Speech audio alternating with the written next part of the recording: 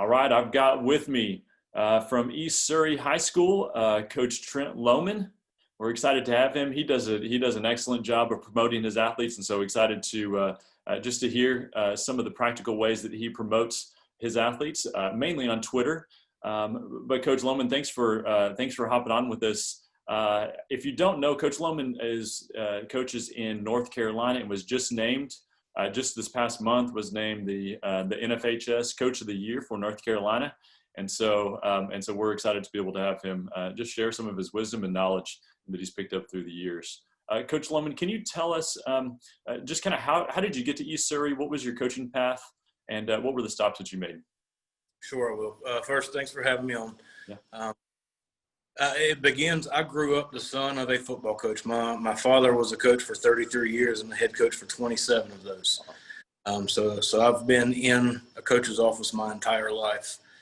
I went to play in college. I got injured early. So while I was in college, my last 2 years of college, I went and helped my dad coach. So I got started coaching when I was 19 or 20, I guess, got a little head start on that. So I spent 2 years with him, and then I spent 3 years coaching at the Division II, Lenoir-Rhyne University, coaching wide receivers there, and then went back to Bandy's High School where my dad was the head coach and was his defensive coordinator for 5 seasons. Okay. And then when he retired, I became head coach there, was head coach there for 5 seasons, and then came to East Surrey. I've been here now too on my 3rd year. Very good, and y'all have had quite some success. Were you state champions in 2019? Is that correct? Yes, sir. 2019, and then this year. Can you just talk about a little bit about what is y'all's situation in North Carolina? I know your season got postponed to the spring. Are y'all able to have practices and workout? What's it like right now? We were able to start workouts July 6th within our school system and based off the state settings. We kept our numbers to where there's only 10 at a time, and say the 10 players with me couldn't cross over to another group of 10 players with another coach. So, we had very strict safety procedures in, and we went through that for about a month. Then our numbers increased to 25. They recently increased to 50 about a month ago and just elevated to 100 within the past 2 weeks so that we could have 100 at a time outdoors. We've been able to do a lot of stuff. It's been funny. We can't get under center and we can't hand the ball off because that comes within 6 feet of each other. Right. Getting the shotgun and we can throw passes all day long. We were a spread team and threw the ball everywhere last year. I think our quarterback finished like 4th or 5th in the country. Okay. And so it's been beneficial to us because we've been able to run our offense and never come within 6 feet of each other. So, we've been able to do a good bit offensively in our preparations. That's one benefit of the spread offense I had not thought about. And can you tell me what's just to give people an idea, what size of school is, how many athletes do you have in your program, and what's the size of your school? Our school, we have about 580 students. We're a smaller school, but we do a good job with participation. We should have around 80 players in our football program, which is more than most schools larger than us around have. So the Little League organization here and middle school and everything that is involved with East Surrey has done a really good job, and our kids are very involved with athletics and extracurricular activities. Very good. That's awesome. We love being able to, as a former coach, being able to get those kids out is a feat in and of itself. And so I would love to talk about that a little bit more, but I'm going to go and transition into recruiting, into social media, and just how you do that. That was something that we identified very quickly with you. Was you do a great job of promoting your athletes. Is that something that's new? I know that that your recruiting Twitter page is relatively new. I don't quite know when. I don't know exactly when that started. But what was it that had you take that step out? And do you have a plan? You have a specific plan, but I know that you run that account, which I know many head coaches don't. But what's your, just as you think about recruiting in Twitter, what's your strategy there? Well, I've learned I don't really have a strategy other than try to flood as much information I can without being too overbearing to where they block it, you know.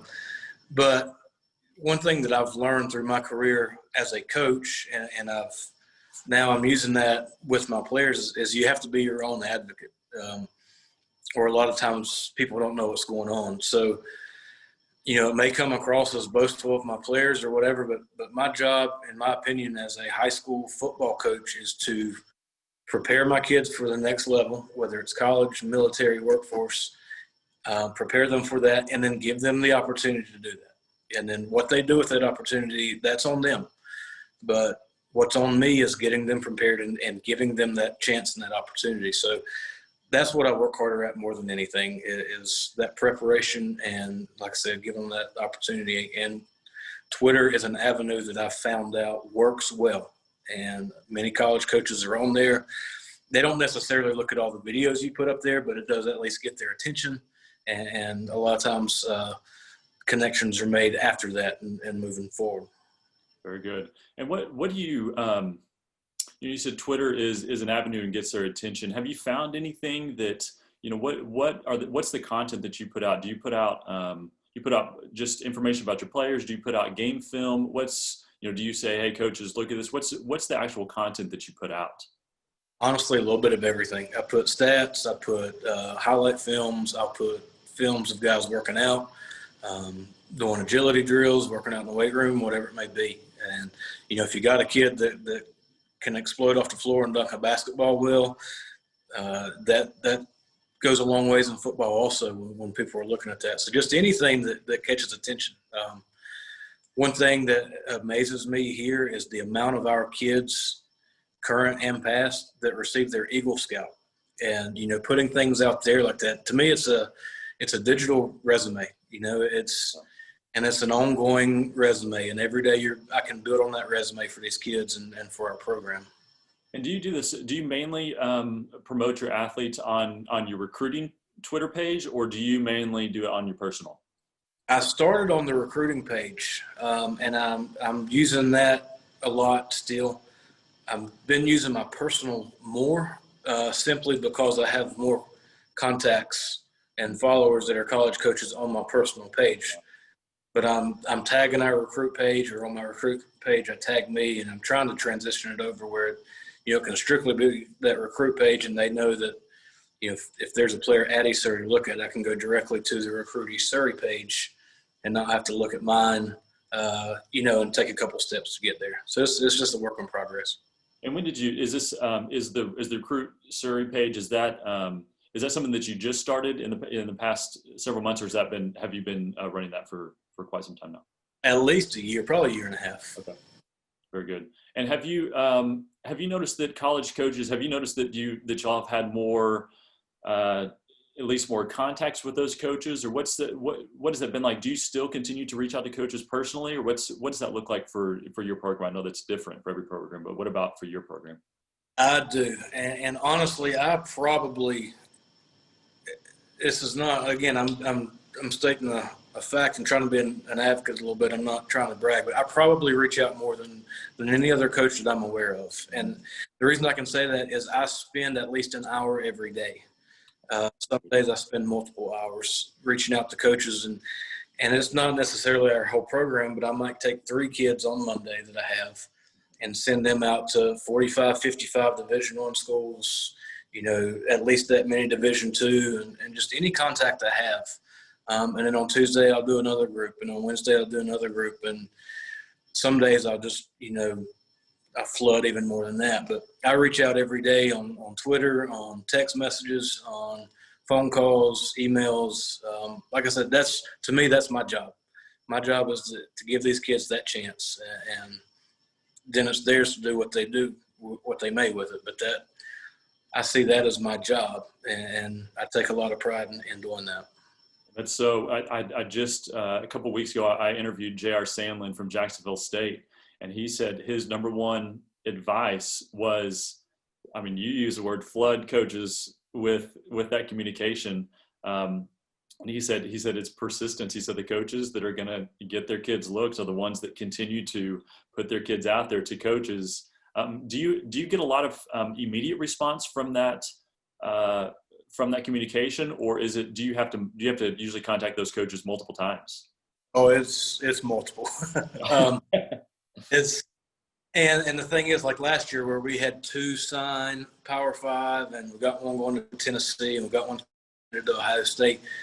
The big thing is that coaches know now when I'm talking to them, I'm not full of crap.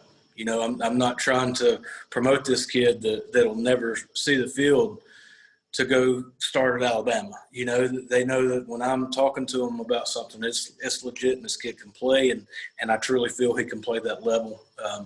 So I get more responses now. You know, once you're validated a little bit, you get more responses than beforehand. So, but I mean, even the coaches that I have a great relationship with, you know, the Power Fives are in the middle of their season right now. So I might send one coach 7 messages in a week, and it involves about 15 players. And I never hear back from him, but I know that's just he's busy, I'm busy, and about 2 or 3 weeks, then we finally link up and connect and have time. And he has looked at those videos, and we'll talk about them. But no, it's not always immediate, and that's why, like Coach Sandlin said, it's the persistence and just not getting your feelings hurt, because there's nothing personal. If they don't respond, it's nothing personal. They have a job to do too. Yeah. And your coaching past in Division II, has that shaped how you maybe how you reach out to those Division II coaches, or that you spend more time on those Division II coaches? I mean, you spent a couple of years there. Is that something that do you think has maybe broadened your vision of where your athletes can go? I think the two biggest things that it did for me, one is the networking. I know a lot of coaches, or at least we know who each other are. So I have some more direct contact with coaches in colleges than a lot of people do from that. And I know when the hot times of the year are for which divisions. You know, like in the spring of a junior year, a Division II school is not going to be looking at a kid where a Power 5 would be, or even an FCS. It's going to be spring of or fall of junior going into the senior year, and you just know when our Division I's looking at a 2022 kid, when our Division II's looking at them, and just knowing those times and when to push the information to the programs, and because you can do it too early, and you can obviously do it too late. So it's a lot about timing and knowing when to do it.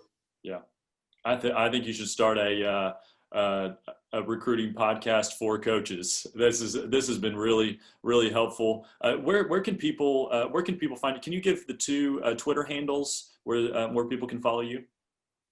My personal is, I think it's at Coach Lowman _ES. And then at Recruit ES Football.